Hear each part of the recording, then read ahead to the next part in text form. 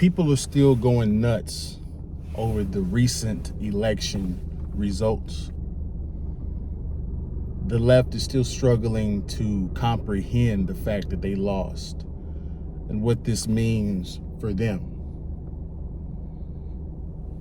There's a lot of people online that are going outraged, completely outraged,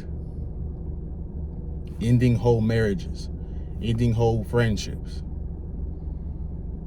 ending it all over a disagreement over a few talking points in a political situation, election. We live in a very weird time right now because 4 years ago, when the Republicans lost, they just took it on the chin, it seems like. And now, since the roles have reversed, there's outraged and all over the country. People taking extremely hard stances. But, of course, who are the most outraged? Where are all these outrageous videos coming from, majority? Most of these outrageous takes and extremist stances are coming from women. From the main talking point of reproduction rights, which is really crazy to me because he didn't outlaw abortion, he just left it up to the states. So you can still get an abortion if your state is liberal. It's or you can, if you're in a Texas or Tennessee or something, you can fly over to New York. You can fly over to California and get what you need to get done. It's still legal in some states. But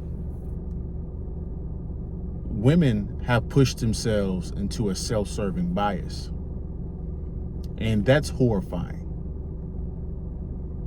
Guys, once somebody believes something and it becomes a self-serving bias, meaning that that person has pushed themselves to a strong conviction to where that conviction can never be wrong, and anybody that goes against that conviction has to be dealt with,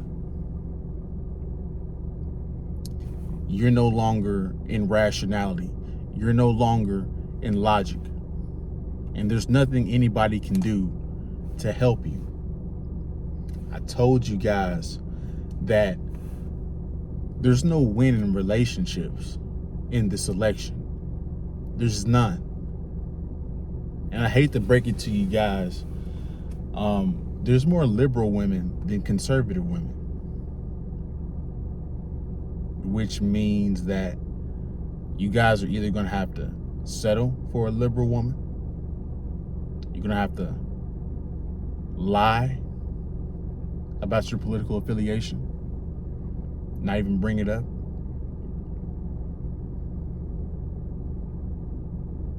That's what you're going to have to do, because there's not enough conservative women for you to marry for them to go around, and the rest of the women are liberal, and they're in this overly emotional, distraught state to where it's no logic whatsoever. They would rather be living in a hut still, but have their reproduction rights, because the economy means nothing to them. Having a strong military means nothing to them, which just goes to show you some of the narcissism that is within these women. You have to ask yourself, how you're going to sink the whole country because you want to leave the country because you didn't get reproductive rights when you still have reproductive rights?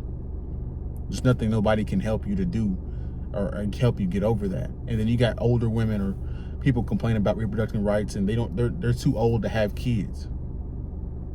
The only people that need to be worried about reproductive rights are young women still capable of having children.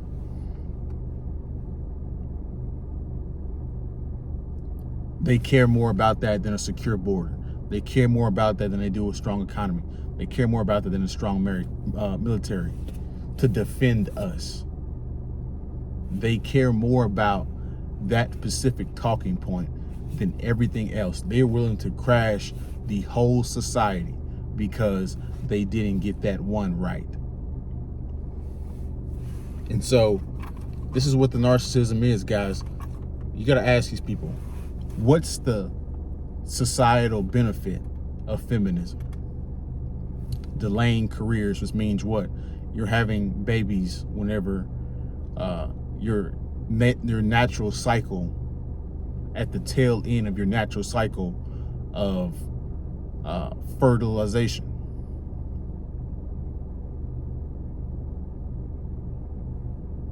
Feminism, which means at this point, I don't know what wave we're on, but this new age feminism has put the woman over the man. What kind of relationship is that?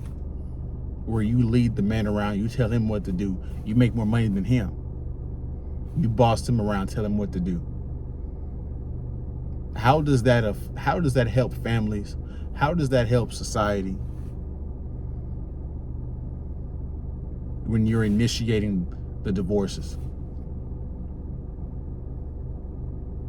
you complain about these men not being ish, but your mother is the one that raised the women, are the ones that are raising these men, because they're initiating the divorces and breaking up the family. And so you're complaining about men that your mothers and grandmothers have raised. It's a whole concoction of BS. Because liberal women are in a conundrum. You want a guy with money, but usually the guy with money is usually a Republican, because he understands the economy. He understands business.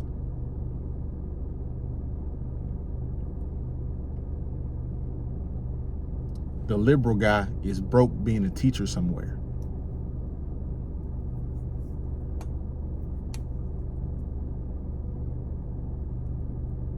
This is what they have to deal with.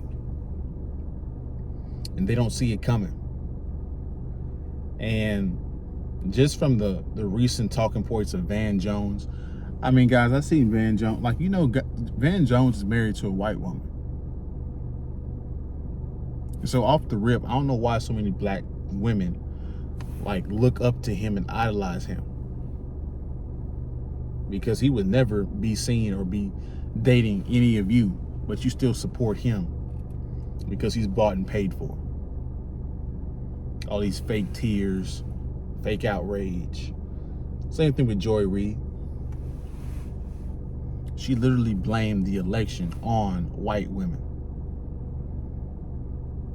because a good portion of white women say they're liberal, say they're feminist, but deep down in their psyche, deep down, they know they're not.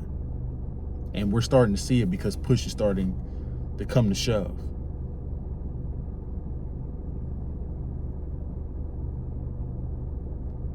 How are you going to blame men, which is no accountability? How are you going to blame men when literally all the women are not even on the same page when it comes to your ideologies? And so women are going nuts, man, over this election, and it's starting to show. And it's starting to show everywhere. We're seeing all kinds of stuff. And so men or women are completely divided right now. I don't know what you guys are going to do for box. I don't know what you guys are going to do for relationships, but it's going to get worse before it gets better. And so I just wanted to make this video on my lunch break, give you guys another election video. You guys have a good day, good week.